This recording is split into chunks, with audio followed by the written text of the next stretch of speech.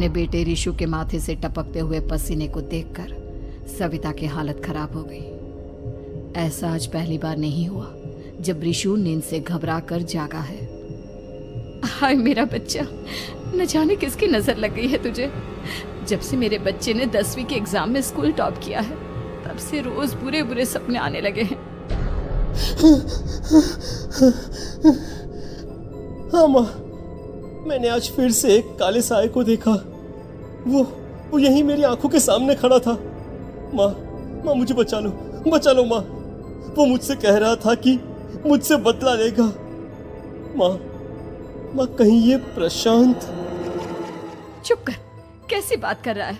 दोबारा उसका नाम मत लेना। तुझे पता है ना उस प्रशांत ने आत्महत्या कर ली, तो बार बार उसका नाम मत लिया कर। मम्मी, क्या सच में प्रशांत ने आत्महत्या की थी? चुप कर, बहुत सवाल पूछता है आजकल। और फिर रात के वक्त सविता के पूरे घर में एक अजीब सा काला धुआं छाने लगा। गहरी नींद में सोई सविता की जैसे ही आंख खुली उसका दम घुटने लगा। वो दौड़कर रिशु के रूम की तरफ गई जहां उसके दरवाजे पर घूमती एक काली परछाई देख वो बुरी तरह से घबरा गई। कौन है वहां? कौन है? सामने आओ। ये मैं हूँ, तुम्हारी काली करतूत।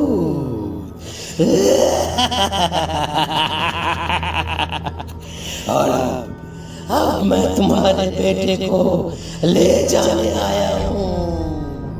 नहीं, मेरे बच्चे को छोड़ दो प्लीज। मेरे रिशु को कुछ मत करना।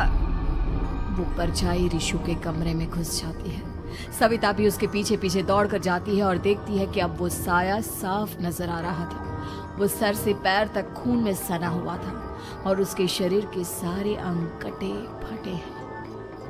क्या चाहिए तुम्हें? तुम जो बोलोगे मैं करूंगी, लेकिन मेरे रिशु को छोड़ दो। उस परछाई ने रिशु को गर्दन से पकड़कर दीवार के सहारे हवा में उछाल दिया। रिशु जोर जोर से चिल्लाने लगा। माँ बचाओ मुझे, बचा लो माँ। ये मुझे मार डालेगा। माँ मुझे बचा लो माँ। नहीं ऐसा मत करो। मुझे मार दो लेकिन मेरे बच्चे को छोड़ दो। मैं तुम्हारे आगे हाथ जोड़ती हूँ।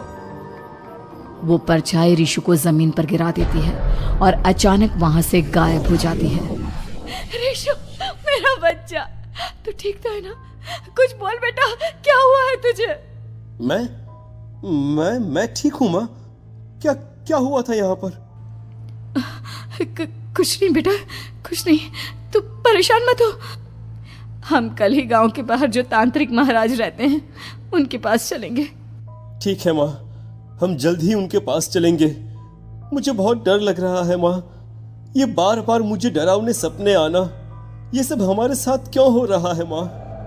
अगले दिन सविता अपने बेटे रिशु को लेकर गांव के बाहर तांत्रिक के पास जाती है। जिस जगह पर तांत्रिक रहा करता था वो जगह बहुत डरावनी थी। चारों तरफ कंकाल और खूब भूतियां नजर आ रही थी। गांव से दूर वीराने में उस जगह पर जोर से आंधी चल रही थी। रिशु ने डर कर अपनी माँ का हाथ पकड़ लिया। माँ मुझे बहुत डर लग रहा है। ये कैसी जगह है? देख बेटा, हमारे साथ जो कुछ भी हो रहा है उसका इलाज सिर्फ और सिर्फ ये तांत्रिक महाराज ही बता सकते हैं। अब यही है जो हमें प्रॉब्लम से बाहर निकाल सकते हैं। जैसे ही सविता और रिशु तांत्रिक की झोपड़ी के अंदर पहुंचे, वहां का नजारा देखकर उनकी आंखें फटी की फटी रह गई। तांत्रिक की झोपड़ी के अंदर कई सारे लोग अपनी गर्दन घुमा घुमा कर जोर जोर से चीख रहे थे। कौन हो तुम और यहाँ क्यों आई हो? महाराज, मेरे बेटे को कुछ दिनों से एक डरावनी काली परछाई नजर आती है और कल रात उसने मेरे बेटे पर हमला भी कर दिया।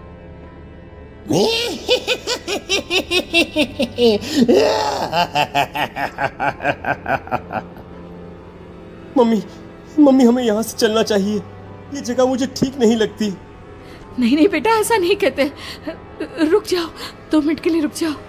क्या कहा? काली परछाई? तुम्हारे बेटे पर किसी काली परछाई ने हमला किया? हाँ महाराज, वो कह रही थी कि वो मेरे बेटे को कुछ कर देगी। कोई उपाय बताइए महाराज, मेरे बेटे के साथ कुछ गलत नहीं होना चाहिए। तुमने किसी दूसरे के साथ गलत किया है। तो तुम्हारे साथ भी गलत होकर ही रहेगा। तुमने किसी की जान ली है, किसी को मार डाला है तुमने। नहीं महाराज, मैंने ऐसा कुछ नहीं किया। मैंने किसी की जान नहीं ली। मुझे कोई उपाय बताइए। लगता है तुम इतनी आसानी से नहीं मानोगी। मैं तुम्हें अभी उस काली परछाई से मिलवा देता हूँ और वही सारा सच तुम्हारे सामने लेकर आएगा। हाँ? सविता और ऋषु ने डर के मारे अपनी आंखें बंद कर ली। तभी अचानक तांत्रिक की झोपड़ी में अजीबोगरीब आवाजें गूंजने लगी। सविता और ऋषु बुरी तरह से कांप रहे थे। आंखें खोलो और अपने सामने देखो। क्या यही है वो जिससे तुम कल रात को मिली थी? बताओ मुझे। हाँ, इसने कल रात मेरे बेटे के ऊपर हमला किया था। ये उसी लड़के की भटकती हुई आत्मा है जिसे कुछ दिन पहले तुमने मार डाला था। मम्मी ये महाराज क्या कह रहे हैं? क्या सच में आपने किसी की जान ली है, किसी को मार डाला है? अगर हाँ तो बताइए ना मम्मी, किसको मारा है आपने? किसको? तुम्हारी माँ इतनी आसानी से सच नहीं बताएगी बेटा। इसने एक बच्चे की जान ली है। कहीं उसका नाम प्रशांत तो नहीं महाराज? वो मेरा दोस्त है, मेरा मतलब मेरा पड़ोसी है। सही पहचाना।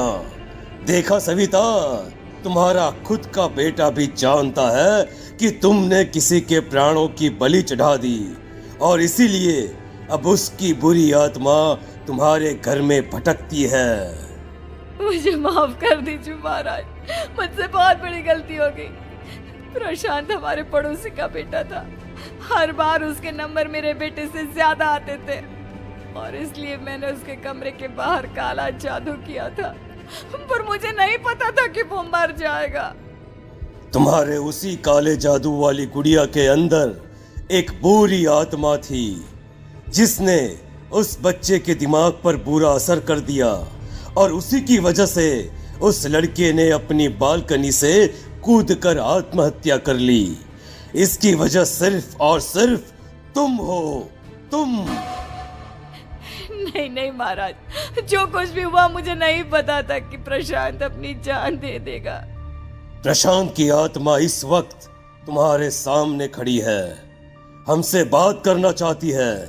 बोलो क्या कहना चाहते हो?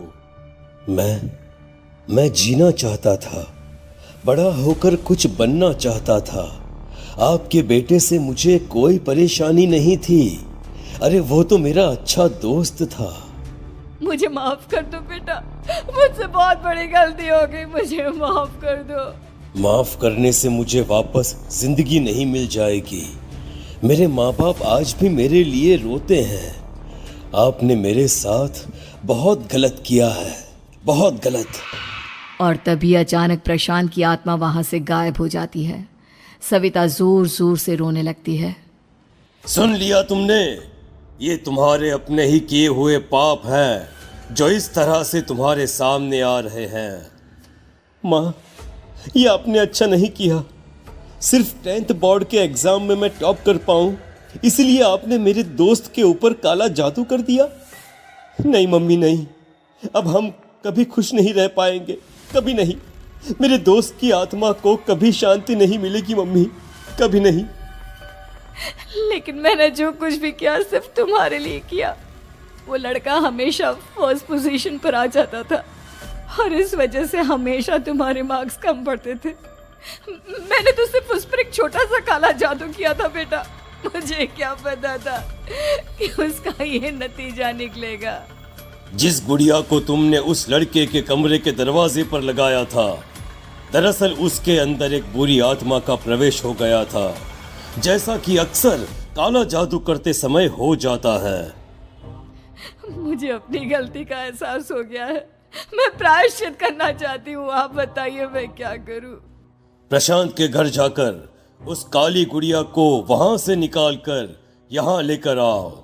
मैं उसे आग में जलाकर राख कर दूंगा और उसके बाद प्रशांत की आत्मा को हमेशा के लिए मुक्ति मिल जाएगी। अगली रात सविता चुपचाप अपने पड़ोसी प्रशांत के घर जाती है। प्रशांत के माँ बाप प्रशांत की मौत के बाद उस घर को छोड़कर हमेशा के लिए वहां से चले गए थे। जैसे ही सविता उस घर के अंदर कदम रखती है, उसका सामना अजीबोगरीब हैवानियत से भरी आवाजों से होने लगता है। ऐसा लग रहा था जैसे कोई बुरी तरह से चीख रहा हो। सविता जैसे ही प्रशांत के कमरे के बाहर पहुंचती है, वहां पर लटकी हुई गुड़िया के शरीर से खून टपकने लगता है। ये क्या हो रहा है? इस गुड़िया के शरीर से खून क्यों टपक रहा है?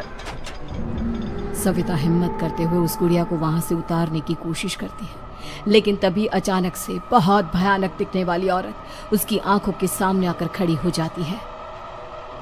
मैं यहाँ से कहीं नहीं जाऊंगी, और अगर तूने मुझे यहाँ से हटाने की कोशिश की तो मार डालूंगी मैं तुझे। नहीं नहीं, मुझे तुम्हें यहाँ से ले जाना ही होगा, नहीं तो मेरा बेटा, उसकी जान को खतरा है। मैं तुम्हें नहीं छोड़ सकती। अगर तुम्हारे अंदर हिम्मत है तो मुझे इस घर से बाहर ले जाकर दिखाओ। और ऐसा कहकर वो औरत सविता के ऊपर हमला कर देती है और उसे हवा में उछाल उछाल कर जमीन पर पटकती है। लेकिन तभी अचानक मौका देखकर सविता अपने हाथ में ली हुई सुई उसके हाथ में चुभो देती है। हाथ में सुई लगते ही वो औरत जमीन पर तड़पने लगती है। ये क्या किया तूने? ये क्या कर दिया? तुझे ऐसा नहीं करना चाहिए था। तांत्रिक ने मुझे कहा था कि तुझसे जीतने का सिर्फ यही एक तरीका है जिससे मैं अपने पापों का प्रायश्चित कर सकती हूँ और अपने बेटे की जान बचा सकती हूँ। और उसके बाद वो डरावनी दिखने वाली औरत एक छोटी सी जादुई गुड़िया में तब्दील हो गई और सविता ने उसे ले जाकर तांत्रिक को दे दिया। तांत्रिक ने जादुई गुड़िया को आग के हवाले कर